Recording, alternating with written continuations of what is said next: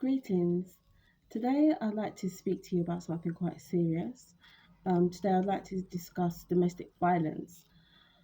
So, we all know domestic violence is happening all around us. People may not admit it, it may not be as obvious to us as seeing somebody with an injury, but we know that it's going on.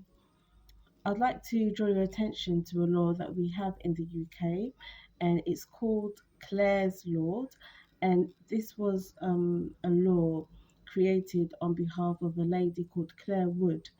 And unfortunately, Clare Wood in 2009 was murdered by her ex boyfriend, shall we say. Revealed that the murderer, had a history of domestic violence against women, extreme domestic violence, kidnapping, just awful things were in his past, and they were on his in his criminal record. However, it wasn't clear if Claire was aware of this or not. She did go to the police repeatedly about him, but she wasn't protected, and sadly, she was murdered by him in 2009. But after a campaign by her father and her loved ones, as I said, a law called Clare's Law was created, and I want to explain to you what Clare's Law is. So, the Clare's Law is also technically it is the domestic violence disclosure scheme, and what this is you can approach the local police, and if you have any queries about somebody you may be dating or you've just broken up with or you're thinking about dating, you can approach the local police and request, um, ask that they disclose any violent history against women or men or anything else, in order for you to make an informed decision and keep yourself safe. This law is also open to a third party. So if you're the concerned sister of somebody in that type of situation, you yourself as the sister can approach the police for this information. Or if you're the father, if you're the mum, best friend, you can actually approach the police for this information to find out if there's a history of any violence or criminal activity that may be a cause for concern. The only caveat is that the police can use their own discretion on what information that they give you. So they may look at the information, they assess it as to whether or not it's relevant to the safety of the partner, and then reveal the information to you. In 2019, there was another lady called Rosie Derbyshire that was brutally killed by her partner, and sadly, she had spoken to him and asked him if he had a past of violence, a violent criminal past, and he said he didn't. He said he did have a criminal past, but it was in relation to motoring vehicle crime, not violent crime, but motor crimes or what have you. He was lying. He had a history of violence against women, so he lied to her, and she did make the application to find out whether or not he had a violent past. I believe her family were concerned about her and kept raising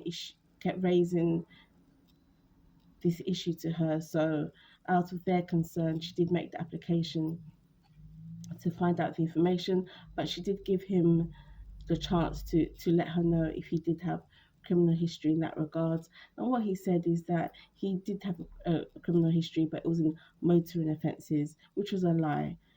So just 11 days after she made the request, he ended up murdering her, and he did actually have a history of criminal offence against women.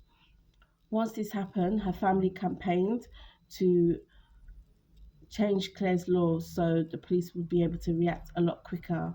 So as it stood back then, this was in 2019, as it stood back then, if somebody made the application for information, in regards to their partner, it will take up to 35 days for the police to get back to them. And so the family of Rosie Derbyshire, they campaigned that it should be way sooner, because if somebody is making a query in regards to their safety about somebody, they should not be waiting for 35 days. And to be honest, 11 days was too long as well, because he ended up killing her in that time. So the law has been updated, and information does get back to you a lot sooner. Um, Rest in peace to Clare Wood. Rest in peace to Rosie Derbyshire. What I have noticed is that sometimes when you do read about domestic violence and different things that happen, uh, um, because of that, you realize that the perpetrator does usually have a violent past, does usually have something on record. Not all the time, obviously, but a lot of the time there is a history. So if you or if it's you that has a partner that you're worried about, that you're afraid of, that you'd like to query their criminal history, or if you're the best friend of somebody in that situation, or the mother or the father, you can actually make an application to the police to access any information that can give you some insight on whether or not that person is is is dangerous to your loved one. And this again, this is called Clare's Law, and it's also called the Domestic Violence Disclosure Scheme. If you are somebody that is in that type of situation and somebody's being violent towards you, it could be a man, it could be a woman, do seek help. I would say, do seek help. I know it's easier said than done. I know it's easier said than done, but there are charities out there that would be willing to even listen or to advise, or just to make sure that you're safe, especially if there are children involved. Okay, so again, this is a law where you can access information about somebody you have a query about, as to whether or not they may have a criminal background in violence, or you may be the best friend of somebody in that situation, or the parent or the sister. You can make an application to access that information. Obviously, the police will assess and make a risk assessment as to whether or not the information in front of them is relevant to you. However, if you do explain you are concerned about the safety of somebody that is in a partnership with them, they will make the appropriate decision as to whether or not to give you that information. And there may not be any information to give. Okay, they may not have a record, but this is just something to help people make an informed decision on a partner they may or may not be with, or may be considering to be with, or it may be a family member. It must be very difficult being in that situation and being afraid and not knowing who to turn to. I would advise you just to maybe call a charity. You can call the Samaritans and speak to them.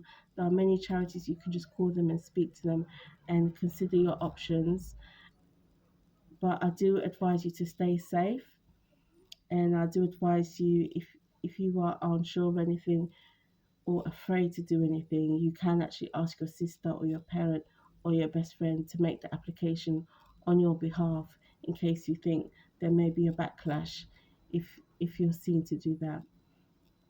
Okay, so I just wanted to bring you that information. Hopefully, it can help somebody out there, just to stay safe.